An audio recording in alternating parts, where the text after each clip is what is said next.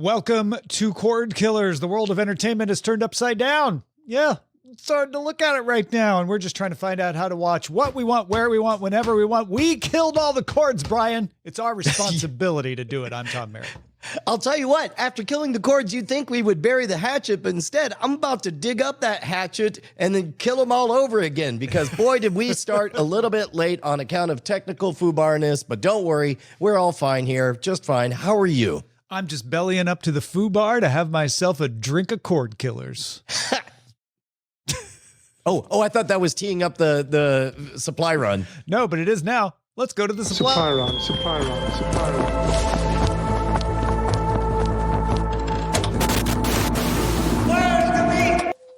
Hey, Brian, did you know the Olympics are Friday? No, I really didn't. I didn't either.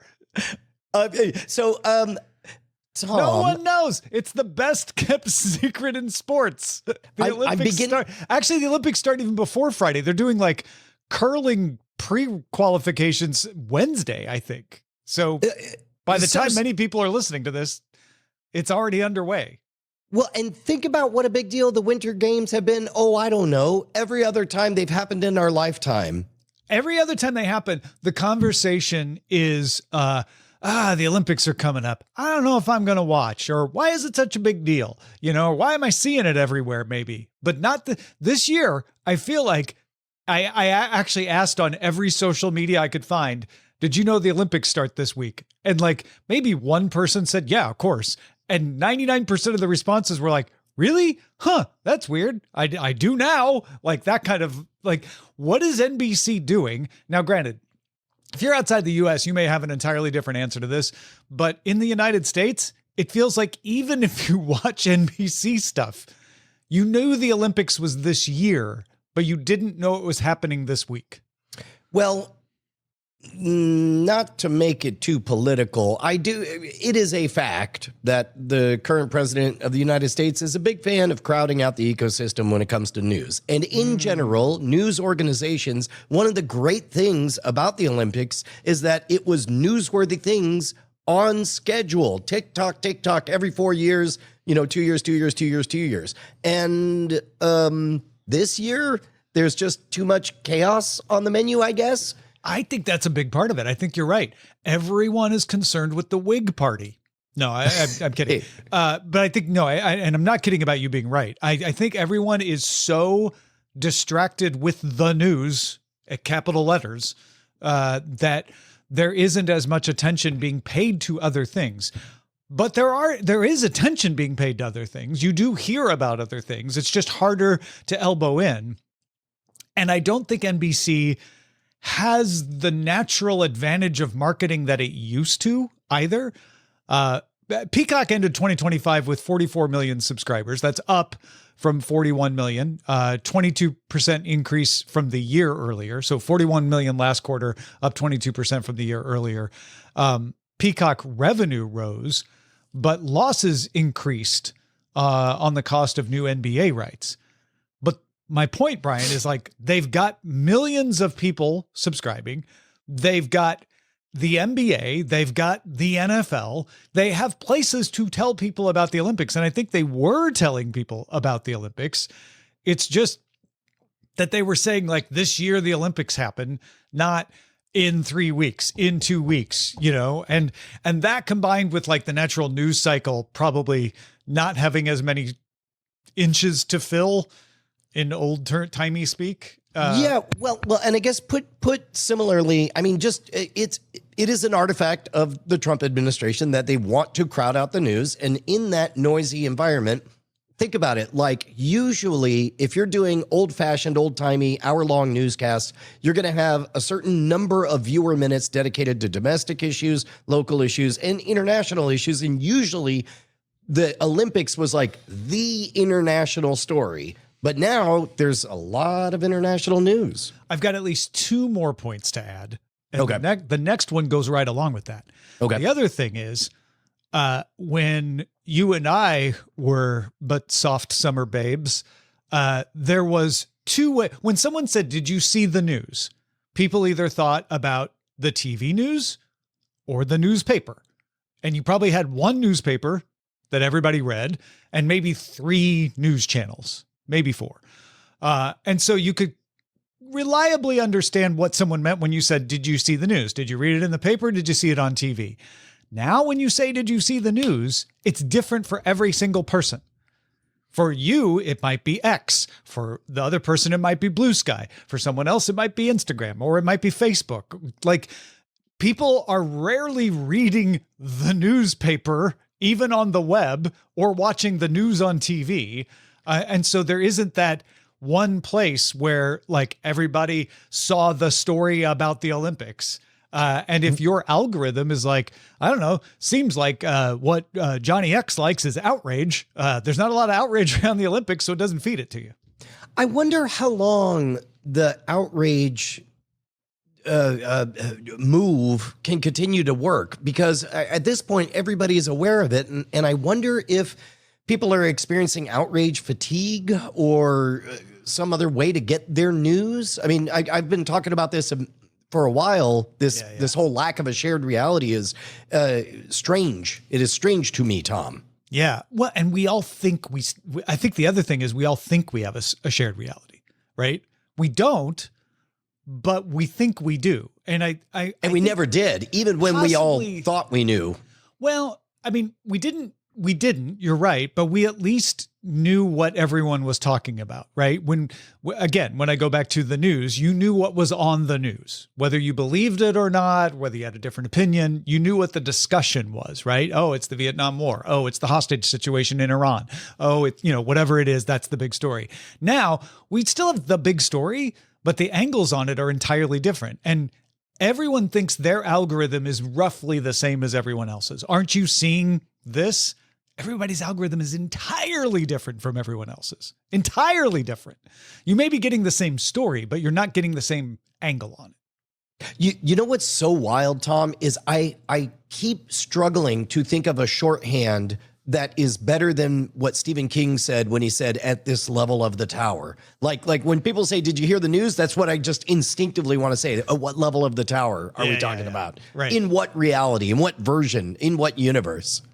I talked about this on Mailbag today, but I had a listener get, I think in their minds, justifiably angry about a topic that I brought up at the beginning of a stream because I didn't bring up a topic that they thought was the only topic anyone should be talking about at the time. And it's very representative of where our heads are at. We're like, I'm seeing this and I think everyone else is seeing the exact same thing. And so everything I see is now in context of what I'm seeing, but not everybody's seeing the same thing. So what's interesting is the Olympics is this bizarre Rorschach test that enjoys the halo of borrowed stories at different times. For example, I mean, in fact, it is a bunch of elite athletes who are groomed from a very young age to, by overzealous coaches to compete in the most competitive athletic tournament of all time. And in general, that doesn't really matter to humans, except for in an esoteric look what we could do kind of way. However, at the height of at the middle of World War II, it borrowed the halo of other politically charged stories. During our youth, at the height of the Cold War, it took on other stories and swelled to it. And it makes me wonder, could it be that the bulk of what we care about the Olympics is a mapping on of something else? And sometimes it fits neatly on the Olympics in the case of the Cold War, in the case of World War II. But in other times, nobody could, at various times, I could have said, explain the world to me through the lens of the Olympics, and it would be very easy. Very few calories to do that, very little friction. I don't feel that way right now. I don't know what would be proven or what stories this would map onto. Yeah, I think there's another reason why the Olympics is taking so many of us by surprise. But to stay in that vein for the moment, if that's the main reason, it certainly would be why we in the US are not as invested, right? If the reason is we're not as interested, then yes, there is no Republican Olympic team. There's no Democrat Olympic team, right? And so you can't map that on there. When the US hockey team beat the Soviets in 1980, it was a proxy. And some argue, I've seen people argue that it helped release tensions and help us avoid nuclear war, that we played each other in the championship game. It didn't matter who won. The fact that we were able to have that battle as a proxy was important. There is no proxy for that, for the domestic U.S. tensions there. And so you're not looking at the Olympics and going, that's where we can take care of it. There are other tensions that can play out there with China and Europe. Greenland doesn't have a team, but Denmark does. So there's a lot of that can play out there, and probably will. But the U.S. only cares about itself, right? It's very insular. And so it doesn't care as much about those stories. It cares about what is the big story in the U.S. And the big story in the U.S. is us hating ourselves.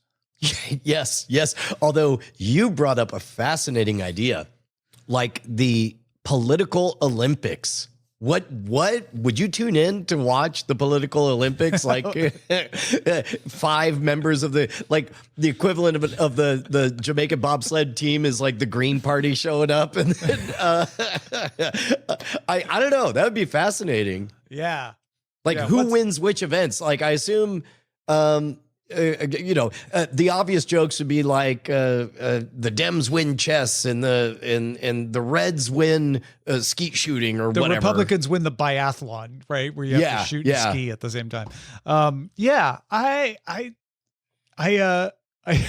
I don't want that to happen, because I think there's so many problems, but maybe it would solve a lot of stuff. I don't know. I mean, if actually, maybe it should have to be like a beer or weed Olympics, like some way where it's like, it's more like a corporate picnic where it's like, y'all have to get along for the day. Yeah, like a 3-legged race and that kind of stuff. I think there is something to our attention being distracted that is contributing this. And like most problems, it has multiple facets and multiple causes. But the other reason why we may not be as aware is a choice. I don't think NBC is marketing the Olympics in the same way. Now, granted, we're not all watching TV in the same way anymore either. But I think I have watched some Peacock stuff. I have watched some NBC stuff. I should have it in my face starting February, 6th? Starting February 6th, the opening ceremonies. Don't miss it, February 6th. I don't have that. I have a lot of very amorphous, like, the Olympics are coming, Chloe is preparing. I'm like, so I'm aware they're this year, but I don't know when. I think it's because NBC has the Super Bowl. Oh. And the Super Bowl is on February 8th.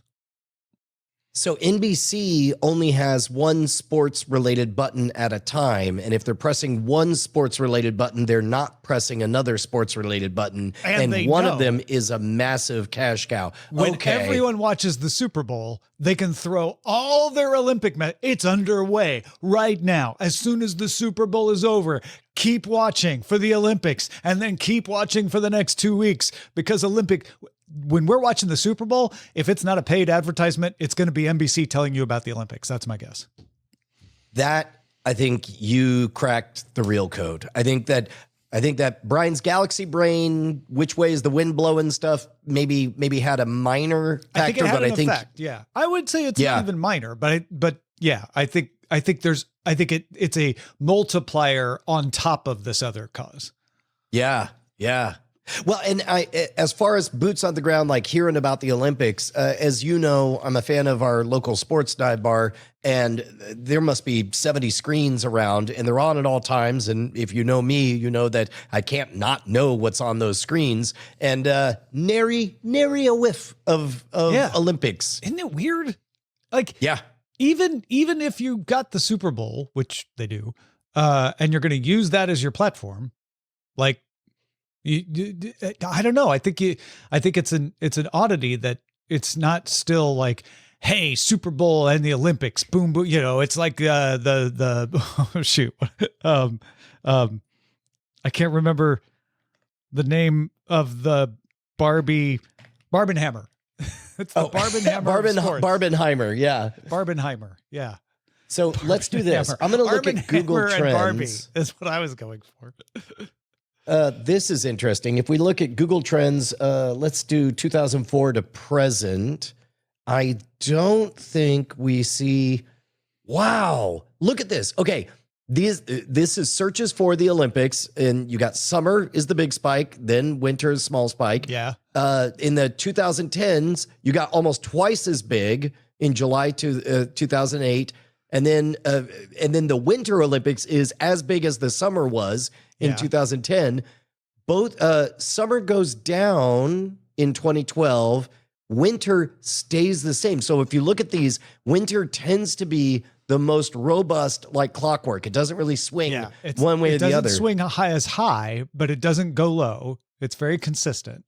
But in this case, 2020. Now we have the pandemic here, right? Yep. So that's going to change things up. Threw off the schedule. That's right. And so we get both a summer and a winter kind of back to back. And then during the summer, think about this.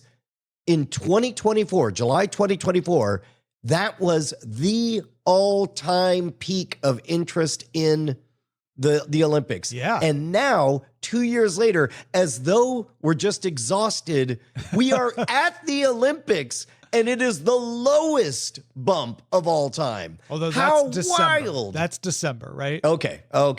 You're right. December 2020. It's starting to climb, but it's really wild. Right? In the past 3 months. Let's take a look at this. Yeah, Okay. we're We're ticking up, but not very fast.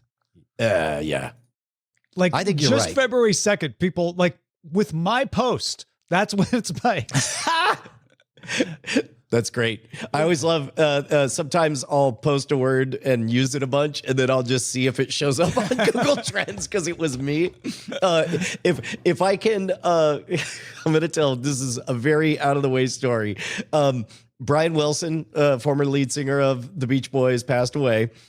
There was an obscure Mr. Show sketch where they were talking about they had the SAD Awards or something, and they were riffing on like how weird it is that Eric Clapton wrote a song about his son dying, and it was a hit and everyone loved it. And then they also did a Brian Wilson thing on there, and that song was called A Mouthful of Sores. Okay, this is so many out there things. Brian Wilson died, and on a lark, I searched Google Trends for the phrase mouthful of sores. Obviously a lot of nothing. And then a giant spike the day after he dies. So if you get far enough in the weeds, you can see those artifacts of little things. Yeah, no, it's exactly right. Listen, folks, if you got nothing else out of our conversation, you know the Olympics is happening now. You're welcome. That's worth a couple of bucks, don't you think? Well, yeah. And as America's #1 source for Olympics news, I think that we deserve a modest $2 an episode. And as a matter of fact, we got an email from somebody who had a bit of an issue with this. Let me see if I can find here. No, they were saying they went to sign up and they couldn't figure out how to customize from $1 to $2 because our tiers are set. Should we just change the bottom tier to be $2 and tell people to customize it to $1?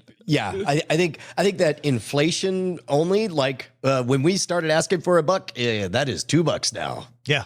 I agree. We'll make it easy for you, but you can customize your amount. It just takes a little clicking around in there. But if you know what, all we want is for you to support us on Patreon. So just do that, and we'll be happy. You know what? As a matter of fact, stay ahead of inflation. Just go to $5 right now. Make us $5 a month. If you would buy each of us half of a cup of coffee, and so the two of us could share a cup, then we'll take it. $5 an episode. That's all we ask. And now we move on to the search party.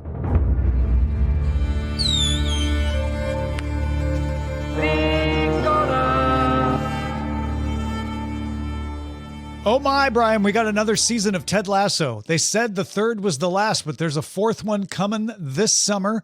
Production is underway. They released some still images. Ted is coaching Richmond's women's soccer team, confirming production is underway. They showed a picture of Ted It looked like the back of Coach Beard's head. And he's definitely on board for this. Hannah Waddingham is in these. She's coming back as Rebecca Welton. Annette Badland, who plays May Green, the pub owner, she's in these stills.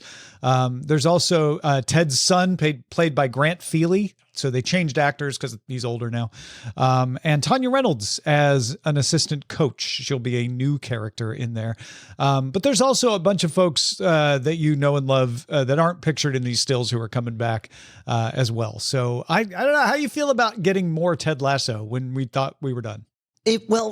If I remember correctly, they were intentionally sort of tiptoey about just calling it just a fourth season. They indicated from the outset that this would be in the Ted Lasso universe, Ted-centric, but it won't be at the same place doing the same thing. But guess what? It's Ted at the same place doing almost the exact same thing, but with a women's team instead of a men's team. So to be honest, I'm annoyed, Tom. I actually thought, I had my money of like, wouldn't it be great if, for reasons, he was back to coaching football in America and he, for reasons, needed, or maybe we were to follow some of his team teaching American football. I don't know.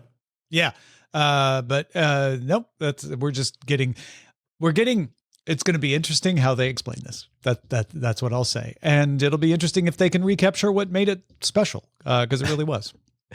Yeah, you know, what'd be great is one of those, every so often you see those meta scenes where the writers are kind of saying two things at once. And I could picture a scene where Ted Lasso is like, I don't see why I should be teaching soccer no more. I already done everything there is to do. Seems like it's all wrapped up. And they're like, but Ted, the budget's just come in for so-and-so county. There's just too much money. And if it doesn't go to you, where will it go? Watch, folks, and find out if that is how it begins. Apple TV is going to adapt Brandon Sanderson's works from his Cosmere universe into multiple films and TV shows. Sanderson will write, produce, and consult for the projects. That's more power than George R.R. Martin got. George R.R. Martin got to be in the room. That was considered huge, that he was even in the room, right? Usually you kept authors at arm's length. Sanderson's going to write and produce this thing. He will have the power to sign off on the adaptations, and the bets are that we're going to get Mistborn movies, a Stormlight Archive TV adaptation, which already has a producer, Blue Marble, attached to it, and probably a few more things. Tom, what would you say the biggest difference between Brandon Sanderson and George R.R. Martin is? Brandon Sanderson finished someone else's series after they died.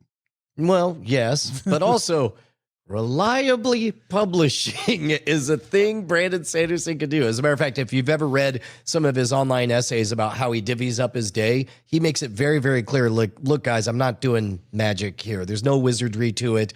You show up, you spit out this many words per day, every day, bar none. That's it. And with among, yes, the Stormlight Archive, incredible universe, Cosmere, incredible universe.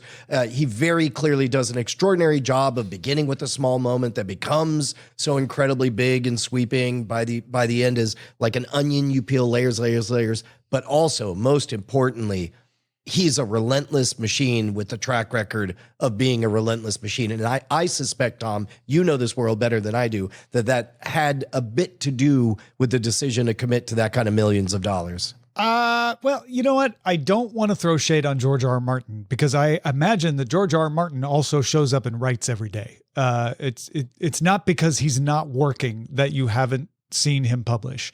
I will say that Brandon Sanderson is a businessman. As well as a genius writer. I'm not disagreeing with anything else you said, but he also knows how to manage his intellectual property and knows how to negotiate. That is incredibly clear. The man has pulled off some amazing crowdfunding. He loves to try things. And I imagine that he did a great job of saying, hey, my intellectual property is incredibly valuable, so I'm not just going to sign it over to you. If you want it, you have to agree to these conditions. And Furthermore, let me prove why it's to your benefit to have me as a producer, because look at what I did with Kickstarter. Look what I did with this. Look what I did with that. So I think he's just an impressive person beyond just being an impressive writer. He's an impressive talent at other things, and not all writers are. And I don't think that's to their detriment. It's just that Brandon Sanderson is unique in this respect. Well, and I think what I'm trying to say, and forgive me if it sounded like I was throwing shade, what I meant was he has an extraordinary resume, a historical track record of navigating these very difficult waters with excellence, precision, and with no looking back and on time. That is a combination that would let me believe that they would give this much power to him. Agreed. We got a trailer for season 2 of Daredevil Born Again, featuring Jessica Jones. So we're getting another member of the Netflix Marvel verse crossing over into this sort of reboot-ish kind of thing. It returns on March 24th. I got to tell you, I watched this trailer kind of with squinting eyes, peeking to the side because I was afraid of spoilers because I still haven't finished the first season. But luckily, I didn't see anything that ruined anything. No, I think so. The Money Heist universe keeps expanding. Following on prequel Berlin is Berlin and the Lady. Berlin and the Lady with an Ermine. Or Ermine. 8-episode drama drops on Netflix May 15th. I don't know if you were in the Money Heist thing, but it's a big deal. It got a lot of folks watching it. Starting February 9th, CBS will air 10 old Survivor episodes, 5 a week, during weeknights, ahead of the premiere of Survivor Season 50 on February 25th. This is also counter-programming to the Olympics, we have recently become aware of. It features 24 past players. So season 50 will bring 24 people from previous Survivor seasons. I assume that these 10 old Survivor episodes are going to feature the people that will be coming back. They're all from season 16 or later. Pluto TV is also currently airing all 49 seasons of Survivor in chronological order. I think this is a pretty good counter programming. I mean, when in doubt, play to your strengths, and they have a rich, robust catalog of highly charged stories at the time. Now, granted, they're historical, but they're going to be, it's back catalog stuff that'll have new relevance going into the new thing. And if you're up against the Olympics, which, people don't even know when it starts, then maybe that's a good way to go. Yeah. American Idol scored its biggest season debut viewership since 2022, 5.9 million total viewers, a 0.54 rating among adults 18 to 49. This was up from 4.49 million for the premiere last year. If you don't know, American Idol moved to ABC a few years back. It's still hosted by Ryan Seacrest, but the judges are Luke Bryan, Lionel Richie, and Carrie Underwood. And Disney announced that American Idol will start streaming live on Disney Plus when the episodes go live on March 30th. You always get the opening episodes of American Idol are pre-taped because they're auditions and they cut them up. And then they go to the live episodes where people sing and you can vote. Those will be streaming. This is the first time they've streamed American Idol live. It's usually available the next day on Hulu. Right on. The Devil Wears Prada 2 unveiled a trailer during the Grammys broadcast. Devil Wears Prada 2 coming May 2nd with everybody from the first one, basically. Meryl Streep, Anne Hathaway, Emily Blunt, Stanley Tucci, Tracy Thomas, Tibor Friedman, Kenneth Branagh, and Patrick Brammel will be new love interests. David Frankel, who directed the 2006 film, and Eileen Brosh McKenna, who wrote the original screenplay, returning for this. Basically, it's the people who made the first one great are going to try to do a second one. Yeah. So, okay. Everybody coming back for a high fashion, sassy fest. That's all I know about, when you have a cast and there's that big of a gap in between, I often think to myself, like, physiologically, from a production standpoint, what becomes possible. And, look, we all age, we all grow older. And historically, of course, Hollywood trades in the world of glamour. But I am so fascinated, Tom, to know how career trajectories for top talent looks different in an age where it is more and more not just affordable, but automatic to de-age people and make things possible. And keep in mind, I bring this up partly because I'm doing the rewatches of the old Scam School episodes, and I'm having a good time, like deep faking younger Brian. And I am, I was going to joke that you just want this for yourself, and you went there. I do. That is quite literally. No, well, and not that I want to pretend to be young forever, but that play space is such a rich environment that it's like, all things being equal, the people who are watching the old episodes with me, I don't think any of us would mind an episode of Play Pretend to go back to that space to tell a different story in that world of 20 years ago. And likewise, if an actor or an actress is known for a particular level of sexual glamour or whatever, then her actual real biological age is less relevant to me, as long as the character doesn't age. We already saw this with Paul Rubens when he did the Pee-wee's Adventure on Netflix. I feel like I was going to let you finish, but did you watch the trailer? No. Okay. Because they didn't de-age anybody. I believe all of that, but this is far and away. I figured everything I just said was more interesting than I didn't watch the trailer. No, but I was like, people are going to get the wrong idea and think, wow, they're de-aging everybody to do Devil Wears Prada 2. And it's absolutely the opposite. These are all, we're basically setting the story now, this many years after the original. And so everybody's playing their current age in Devil Wears Prada 2. Should anyone care about that part of the story? I did think it was interesting that they marketed this as Academy Award winner Meryl Streep, Academy Award winner Anne Hathaway, we've got all these Academy Award winning actors doing a sequel to Devil Wears Prada. Right. Well, and usually that is played up like to be a joke. But did you get the impression that they're just honestly trying to elevate the status of Devil Wears Prada 2? I think it was a little tongue in cheek of like, hey, these are all really amazing people doing this story, which may not be the most serious story, but you should know, like, hey, these are not.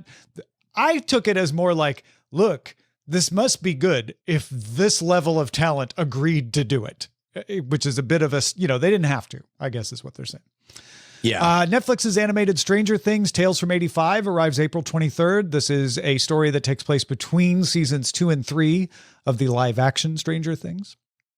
Yeah, dude, don't sleep on animated shows. There are aspects of the Predator anthology on Hulu that I think that there are parts of stories that could never be told in any kind of live action version. Yeah. And I wonder how much of these stories they had in mind when they shot the original, because the premise here is that something sneaked through the gate when 11 closed it at the end of season 2, and they have to hunt it down. And I don't remember enough about season 3 to know if that was part of the plot or if they're going to just tie it up in a nice little bow. And that's why they didn't refer to it in season 3. But yeah, that's a challenge to be able to like shoehorn these stories in unless you were planning for it from the beginning, which they may have been. Netflix will stream the live comeback concert of BTS from Gwanghwamun Square in Seoul on Netflix at 4 a.m. Pacific on March 21st. BTS went into military service. They haven't done a concert in almost 4 years. So this will be their first time on stage together since then. It will also release a documentary on the making of their comeback album, which will come to Netflix on March 27th. I think this is significant for many reasons, but one of them is that Netflix got this. This is the kind of thing that, in BTS's earlier days, they would have done it on YouTube. In fact, they did a documentary series on YouTube, but now they're doing it on Netflix. Well, of all the angles that are most surprising, I think it's the complete redefinition of the word comeback. How do you get to call this a comeback, Tom? When did BTS leave? When they went into the military. Don't call it a comeback. Okay. They've been in the military for years. Is that what you're saying? No, I guess you're right. I mean, that does count. Normally we think about it like, they've been out of cultural favor, but I guess it would say homecoming would make more sense than comeback. There is there's also in K-pop, I don't know if you call it a trope or the custom of calling every album a comeback. You have a debut album, and then you have a comeback. Everyone has a comeback. That's amazing. In the chat, Jeff Mazar said the exact same thing. It's really? Mandatory in Korea that you have a comeback. I think he meant military service, but I like the idea that a comeback is mandatory. But no, as well. You call every new album a comeback. It's a weird quirk of the subculture that sounds weird to your ears, I'm sure, but that's kind of normal phrasing for that. And in fact, that may have been me writing that versus anyone else calling it that. But it essentially, since these guys went into the military and one was special forces and two were drill sergeants and one was a tank gunner, they are now getting together on stage for the first time, and Netflix got it. So that's going to be a big deal for them. That's great. All right, let us move on to The Buried Treasure. Most people want to know why they suddenly got rich. Buried treasure.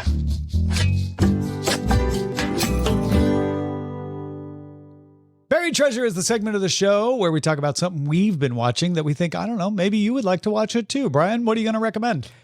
Tom, I'm going to let you decide for me based on how much you have seen, because if you have seen any of Wonder Man, I would love to sing its praises and tell everyone how incredibly good it is. Okay, we're going with that. Okay, great. If I said I hadn't seen any, you would have picked a different show. I would have just talked about The Pit because really, why though? Oh, because I also watched The Pit. Just because I want the two of us to talk about Wonder Man constantly and forever and with full knowledge. But did you watch the first two episodes? Yeah, we watched. Is that what I saw? I described it to Eileen. She said, that sounds great. We watched the first episode on Sunday and the second episode yesterday. So it's been fun to watch.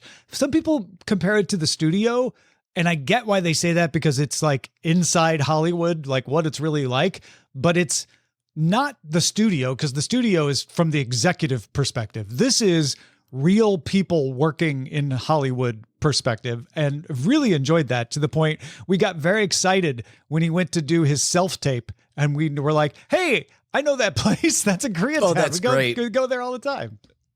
Yeah, it's great. It's great. The show is great. It's the best Marvel thing maybe in the last 5 years, since. And it's isolated. You could have never seen a Marvel thing ever and watch this and enjoy it. You're not going to feel left out. You're not going to feel like, oh, I guess I should have seen Captain America Part 7. It's just a great story. Well, and also, isn't it great to see the character of Trevor Slattery, I think? Slattery. Yeah, that's right. Slattery. To see this clown prince buffoon character when it gets close to his domain, capital H, capital S, his domain, he becomes Ben Kingsley. He becomes a god. He becomes in charge, and other people wilt around him. It's a great show. It's a great show. Yeah, no, this is really, really interesting and fun and has a nice subplot, but also is telling a real story.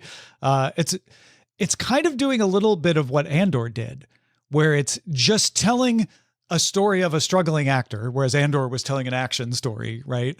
And fitting it into a universe, Andor in Star Wars and this in Marvel.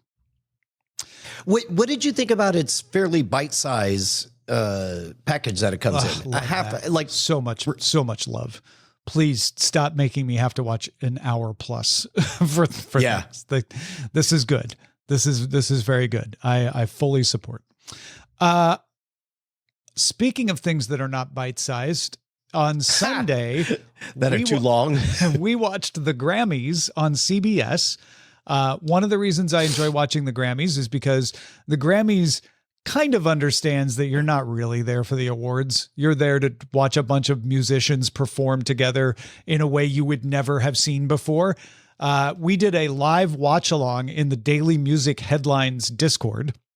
So if you listen to Daily Music Headlines, you get like 5 minutes a day of like all the music news you need. And so it was all of us just chatting as we watched the Grammys and talking about what we thought.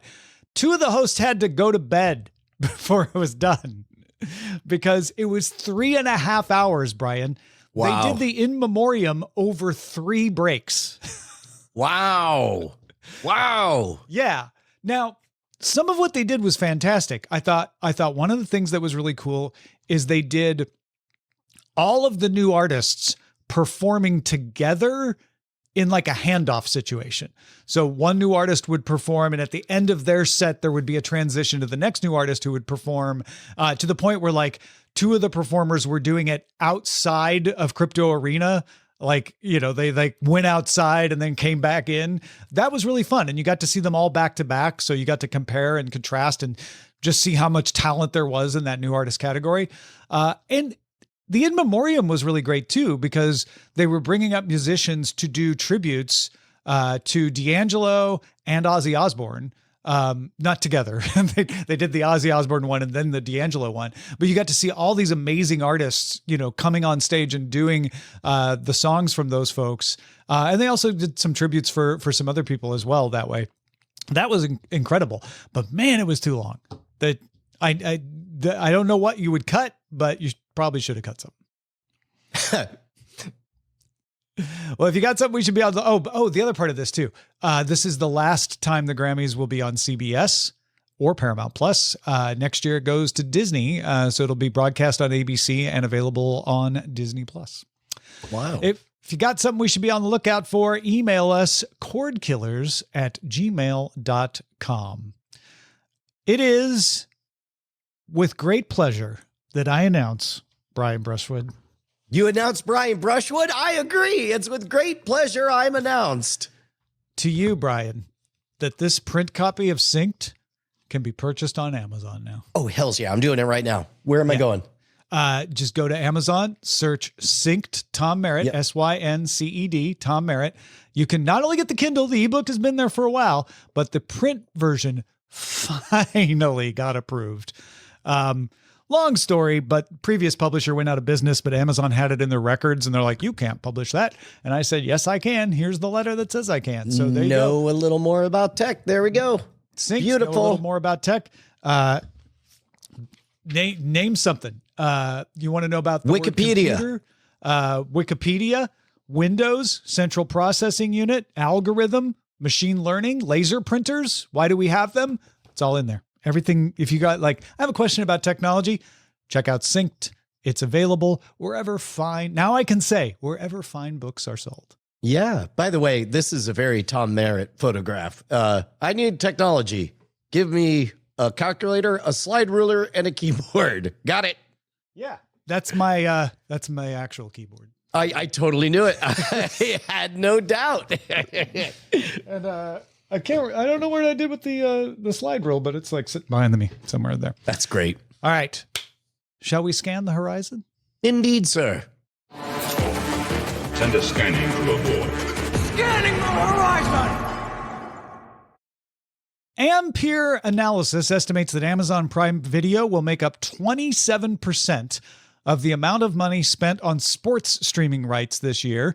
That puts them in front of the previous high spender, DAZN, D-A-Z-N, which makes up 22%. YouTube TV and its NFL Sunday ticket rights are next with 14%, followed by Paramount Plus and Netflix. Key to Amazon's increase is its 11-year NBA deal. Now, Brian, this is a little bit apples to oranges comparison because some of the rights for sports are attributed to broadcast for the Peacocks and CBSs of the world. So it's interesting that Paramount Plus is as high as it is, because that means they're spending money for just streaming rights in a large amount. And Amazon obviously has no broadcast arm, so all of the money they spend on sports is streaming rights. Well, and so with streaming rights, are we parceling out that's 37% as a percentage of all of the money made on the rights, or of the money spent on the rights? So got it. You total up like how much is everybody spending on streaming rights? And with the people who have broadcast, you have to do some like, well, this percentage of what they're spending is for the broadcast rights and this is for the streaming. Whereas with Amazon and DAZN, it's easy. You just like all the money they're spending. Yep. That's for streaming. What a wild business sports is in general, because you buy on the general reputation and the expected shape of the stories that will unfold. And then you begin the season having no idea, and you adjust your coverage based on, I don't know, let's see how it goes. Yeah. It's the ultimate reality show. Because despite a few people out there alleging otherwise, it's not scripted. Reality shows are usually scripted in a small amount. They leave a lot of room for you to do different things in a reality show, but they have the general outline.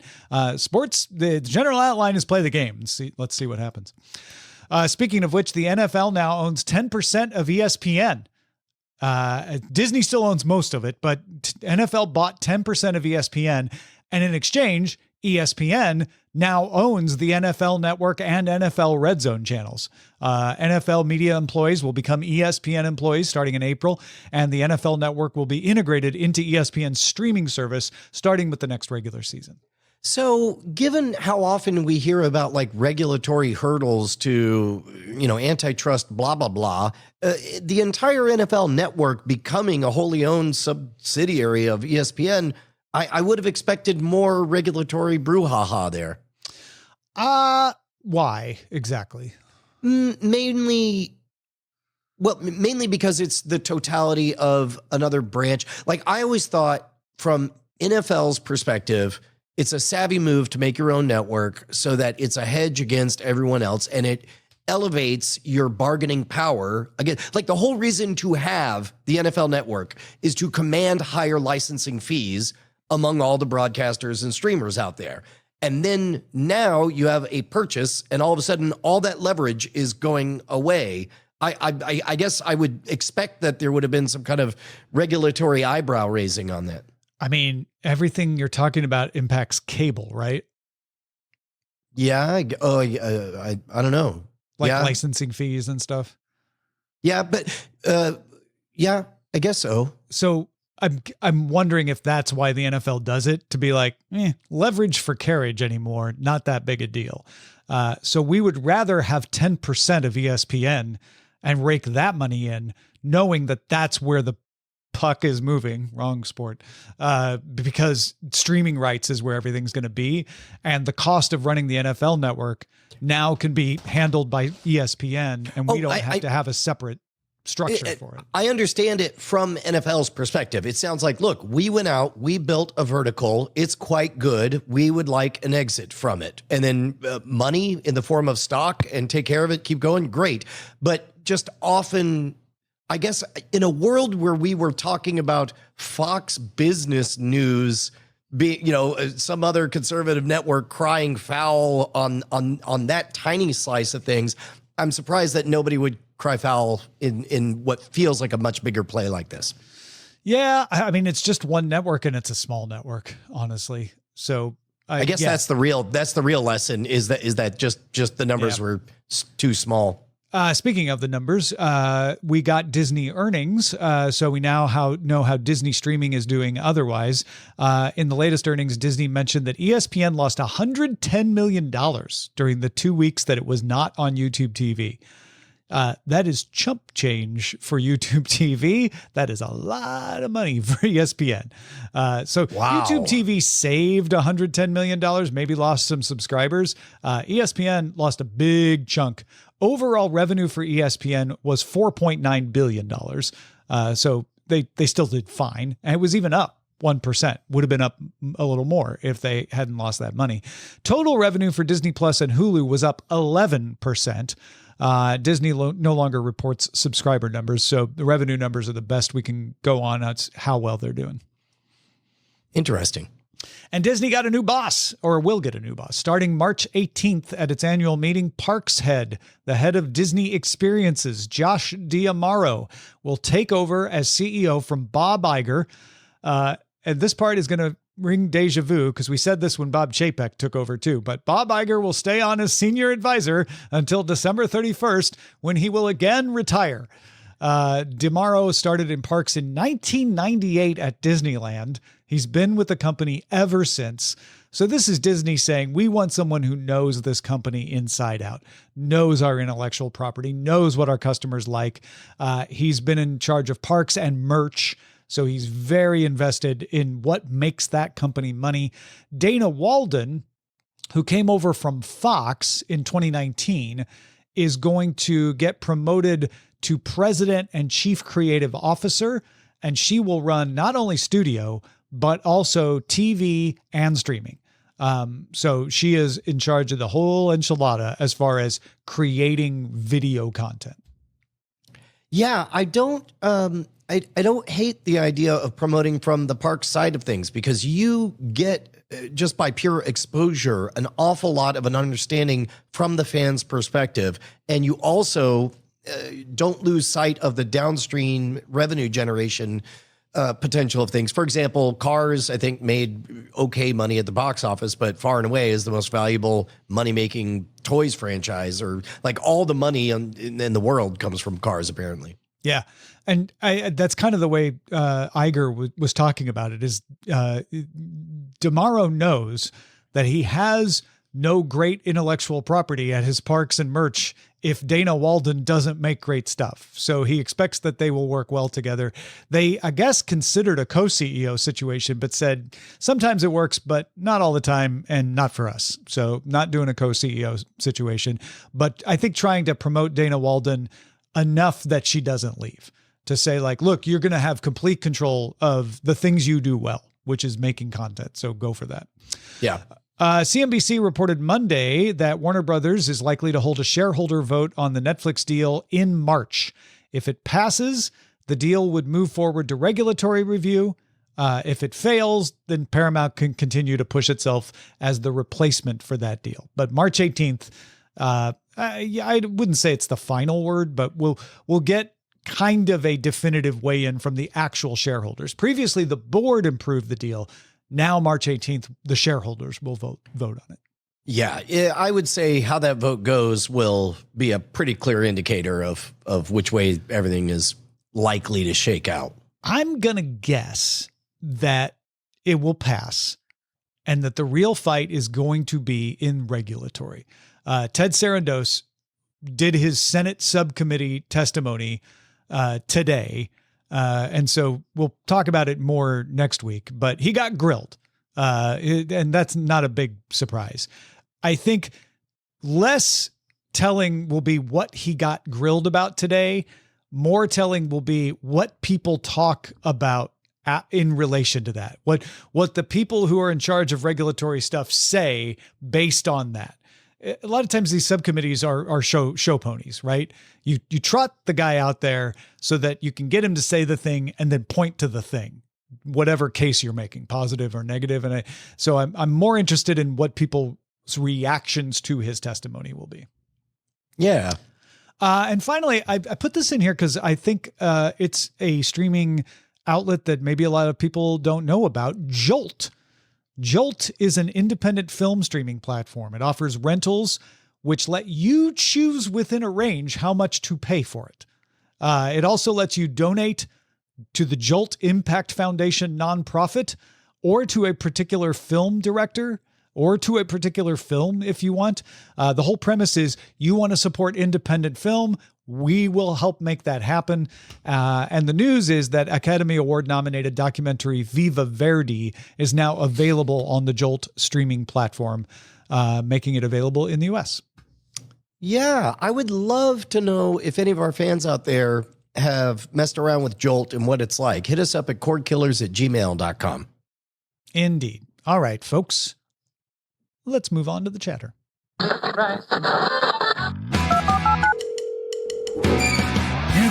Got mail. I feel like Microdramas is just going to keep coming up on this show. Nikki wanted to reach out and give personal experience with Microdramas. Nikki wrote, I am addicted. The type of I can stop whenever I want addicted. The type where I justify it with I'll do 30 minutes of housework, then watch 15 to 20 minutes of a microdrama with a timer, since each episode lasts 2 to 3 minutes, so I can just stop watching in the middle of the show. Really, I can. Sigh. This is real money I spent on these apps. I'm prefacing this with the month of November and December is my vacation and birthday month, so I had a lot of time to indulge this. I spent $42 on Reel Short, $42 on FlickReel, $12.83 on iQIYI, and $31 on Youku. I guarantee that I use the apps to the point where it's less than 50 cents an hour. As I said, I was on vacation. I even started using my Blue Sky account to share the ones I loved and that were just okay. My YouTube subscriptions and algorithm are now flooded with shorts that in the descriptions show the drama and where you can watch it. Not to mention the many options that are just full versions of the C-drama/K-drama, which, since I have YouTube Premium, have no ads. I'm not even going to mention the Dailymotion site or that you can just Google Dailymotion Downloader. With all that aside, love the show. Thanks for killing those cords. I love getting a peek into little subcultures like this. That's amazing. Thank you very much, Nikki. Yeah, Nikki, this is well constructed. I love the data points. I love the on the ground reporting. And it's a great way to show this is why there's so much buzz around microdramas, right? Because there's people like Nikki out there that are eating them up. Danny writes, I distinctly remember friends wanting to see movies only because it had CGI. It was new and cool. I don't see that enthusiasm from my nephews who are around the same age I was back then. Not even about what could be, and they're bright-eyed, hopeful youths. We understand that modern AI are good enough machines, except if you try to do something serious, you realize it slowly tricks you into lowering expectations until you realize they are not good enough machines. Sometimes you don't realize, like when people post AI art that they insist is photorealistic but has obvious flaws. I work for a major but not magnificent tech company. I've seen the internal AI team make a half a dozen concessions in our existing ticketing system just to have AI properly sort things. It doesn't work. It won't work. Until we get widespread, consistent GEs, good enough machines, I understand why people treat AI like a used car that they only bought because of terrible life circumstances. I don't think the entertainment industry is as willing to experience with not good enough AI tools as they were with early CGI. Yeah, a lot of different vectors here. As you and I have talked about, Tom, no two people arguing about AI are arguing about the same thing. But one thing I think we can all agree on is we are in a very strange, mushy middle territory where the promises of AI are fairly untethered from the statistical deliveries of AI. And when that happens, it's going to be a curious thing. In terms of the CGI comp, I do think that CGI was... you were seeing something that could never have been done before and required humans to cause it to happen. So you could, as I think of it, see the human, and that's harder to do with AI because it looks an awful lot like there is no human behind it. Yeah. I feel like Danny, if you want to write back and clarify, like, what era did you and your friends think CGI was cool? Because I feel like when CGI first arrived, there was no pre-knowledge of it. And everyone was like, oh my gosh, how did they do that? Then it became, oh, they're using CGI. It's not as good. And then it became, oh, the CGI, let's judge it. Is it good or is it not? But depending on the era, you got different reactions to it. Yeah. Thomas writes, hello, Tom and Brian. Hope you're doing well. I want to offer this challenge. I was just watching in preparation for your episode about the lowest rated Star Trek, the animated series episode. I was curious. You guys often talk about how the show looks, why it doesn't often work for you. I'm curious, how would these episodes that you have reviewed so far work if you only listened to them? Go back, watch the first and the highest rated this episode in the next first time through just listening to see how much you can get out of it. I'm very curious about your thoughts. I am blind and therefore only have what audio and don't have access to the visual. Curious if that would change your opinions of these episodes or not. I think this is a really interesting question because you've got the original cast voices on this.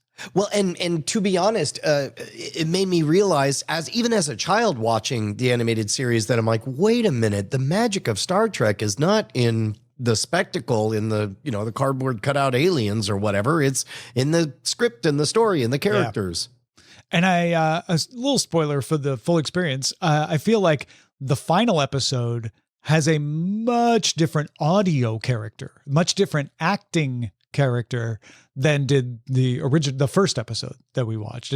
I think this cast had to learn how to do voice acting over the course of this series, because they didn't want to have audio voice actors. They wanted to have the original actors, but they weren't used to just sitting in front of a mic and having to bring the emotion versus standing and walking around.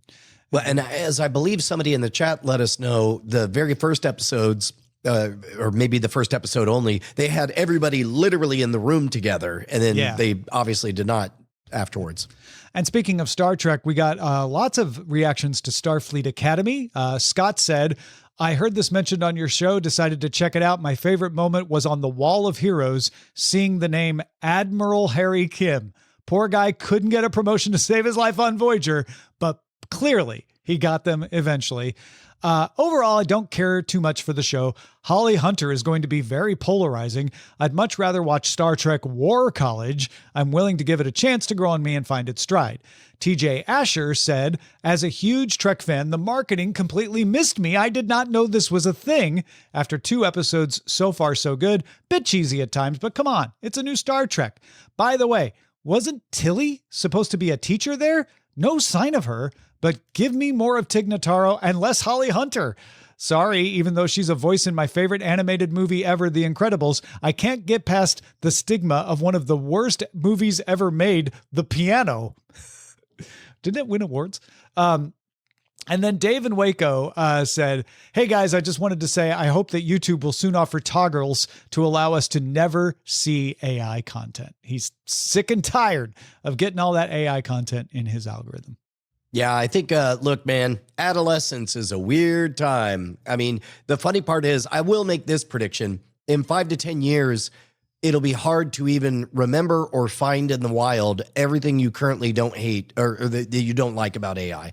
Like the artifacts that leap out to you now will become invisible, either because of repetitive exposure or because they've gotten good at it. And I don't get a lot of the slop recommended to me. Neither does Eileen. So I'm not trying to like big time you when I say that. I'm like, there must be a way, is all I'm saying. There's hope for you to be able to train the algorithm not to give that stuff to you. Well, and the thing is right now it's playing base level, got your nose kind of ploys to get you to hesitate a little bit too long. And it's largely a negative experience, annoying. However, it also is racking up viewer seconds that algorithmically is pushing more of it. So right now you will have to actually become bored of it. So you naturally, without trying, you naturally just won't be looking at it, and then it won't serve more of it to you. Yeah. Well, folks, our website is cordkillers.com. Our email address is cordkillers@gmail.com. And we are live at twitch.tv/Night Attack and on youtube.com/Modern Rogue Tuesdays at 5:30 p.m. Eastern, 2:30 p.m. Pacific. I reckon we'll talk to you next time.